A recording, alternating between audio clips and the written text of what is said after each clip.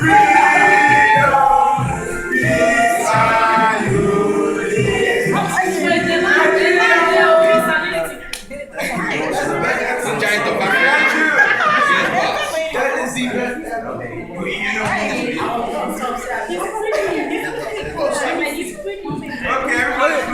you guys please be quiet and listen to the representation? Yes.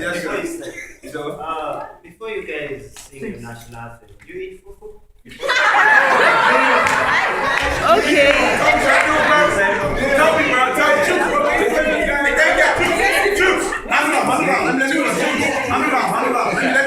do my I'll try to open my mouth and just cut it to pieces. Okay. Do that Valentine's Day? But I'll just slide you, bro. I will show my dad on the clip. Yeah, okay, everybody. But what's wrong with this thing? Just keep doing this. That's why I put this thing. Look at what to do. Okay, anyways. Okay, this is the first president of the United States.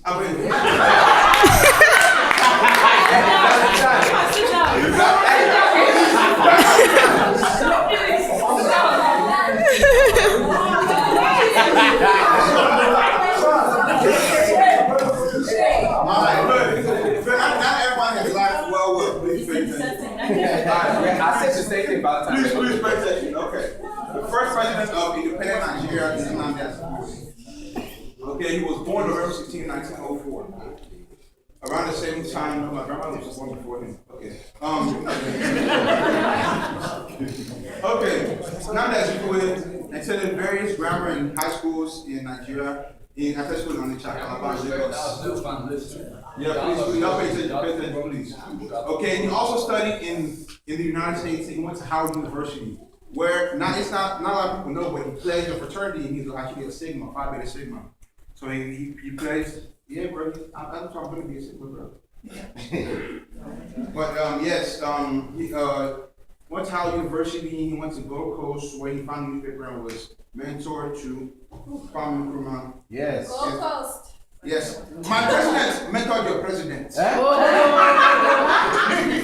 no, wait, go.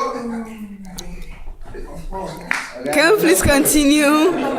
My president mentored your president. But it's okay. It's okay. I'm not worried. Am I worried? I'm not. Before turning to Nigeria in 1937. Now, a lot of people, if you weren't born in Nigeria, you don't really know a lot about Nnamdi Azikiwe. Because unlike a lot of these other countries, people hear Ghana like, oh yes, this guy, They know people from other countries, but Nnamdi Azikiwe was not one of those ones where you hear Nigeria, I associate him with helping the country to begin. They usually think of the presidents that have done more to take away from the country than to get to the country. Okay, Nnamdi Azikiwe was actually one of the reasons why Nigeria gained its independence and why Nigeria became what it is. Now, of course, he was, involved in a lot of other stuff within the country that, we're not so proud of. But still, he helped a lot more than he detracted from the country. Now, he founded and edited newspapers and also became directly involved in politics, first with the Nigerian news movement, and was the founder of the National Council of Nigeria and the Cameroons, which became increasingly identified with Igbo people of southern Nigeria after 1951.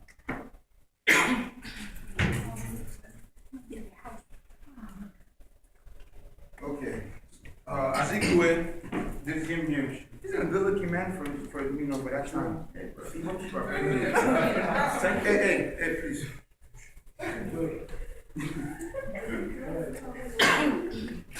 So you have a question? No. Azikiwe led the NCNC into the important 1959 federal election which preceded Nigerian independence. He was able to form a temporary government with the powerful Northern People's Congress, but its leader, Abubakar Tafawa Balewa, took the key post of Prime Minister. Azikiwe received the largely honorary post of President of the Senate, Governor General, and finally President. And the conflict over Biafra, which is, I know, Biafra, when Nigerian people hear Biafra, a lot of people, one of them want to start laughing. And they want to start, making jokes. But when you think about it, I'm proud of it in a way that it takes a lot of courage and it takes a lot of strength to say, okay, I want to form a separate country from my own with my people. It may sound, racist. Yes, it may sound extremely racist, but when you think about it, it shows a strong adherence to your culture. I mean, I'm not proud that he did it, but I'm proud that he did it at the same time he finished Johnson. It took a lot of courage and it took a lot of willpower to do such a thing, even after you were one of the people. You were a lot. Even though you're one of the people to help to start the country, but you still even though I'm with the country, I'm also with my people as well. It may sound two-sided, but hey, the mind tries to.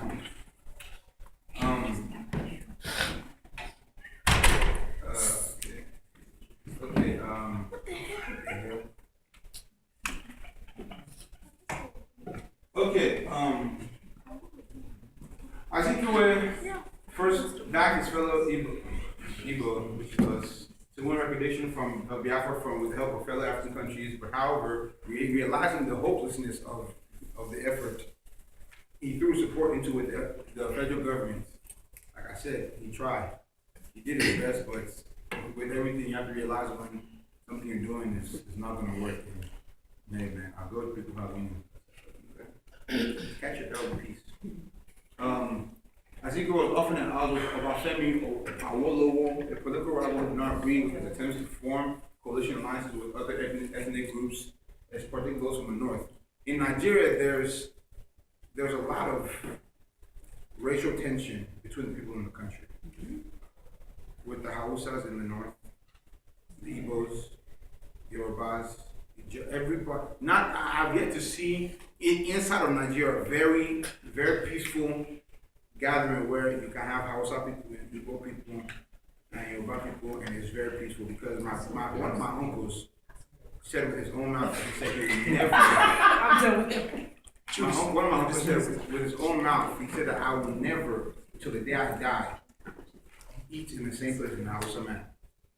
Now you hear that and you think, what kind of racism is this? But then you don't know what he's been through to say such things, because he fought in the Biafran War. So he knows, he's experienced some things that, I could never say, okay, that's not a good thing. But in Nigeria, you cannot have such a peaceful thing. Here in the United States, this is my best friend right here, Toby Mr. Clutch, right? He's Yoruba, I'm Igbo. In Nigeria, you can have Igbo friends, but not as close to me and him are. One of my other good friends, Sean, he's still in here. Sean left, he's Yoruba too. But in Nigeria, you have close Yoruba friends. But to say that, to say, oh, that's my brother, he's my guy, me and him went through everything together, I love him to death, blah, blah, blah. You not see two grown Nigerian men say that. Have you ever seen a grown Igbo man and a grown Yoruba man say, this is my brother, I love him to death. I've seen it. I've seen it. You know what? I've seen it. You seen it? Yes, my uncle. Oh, your uncle? Yes. That's good. That's good, but is it widespread? Is it widespread? In the U.S. here, a lot of Igbo people have a lot of Yoruba friends. I have one Hausa friend. He's okay. I like the guy. He's okay. I still love the guy, But that's what I'm saying. In Nigeria, there's so much tension and so much, division. But he didn't. Azikiwe didn't stand for that. He stood for, unity, not division. Because you see a bunch of these senators and these political figures, they're for you. You stay on your side, I stay on my side. But he being the first, even though he could have said, no, let me go be Igbo, I'll be Igbo, you'll be Yoruba, we'll do on our own side. He decided to say, let's try and bring everybody together so that we can carry this coalition of peaceful alliance into the future. But, one man can only do so much. And that is my So how did he die? He didn't die too bad. He's still alive. No, yes, he's alive. he would be 100 or something yesterday, yes, boss. Hell no, that guy is gone. That guy don't, he gonna die finish. That's how you do that. But my grandmother and grandfather were actually good friends with him. That's why I chose things to do. I had pictures, but my grandmother's in the hospital. So oh Lord, I couldn't get it in my hand. But yeah, it goes down sometimes. Okay, yes. Okay, any question? That's another question. clap for him. Don't clap.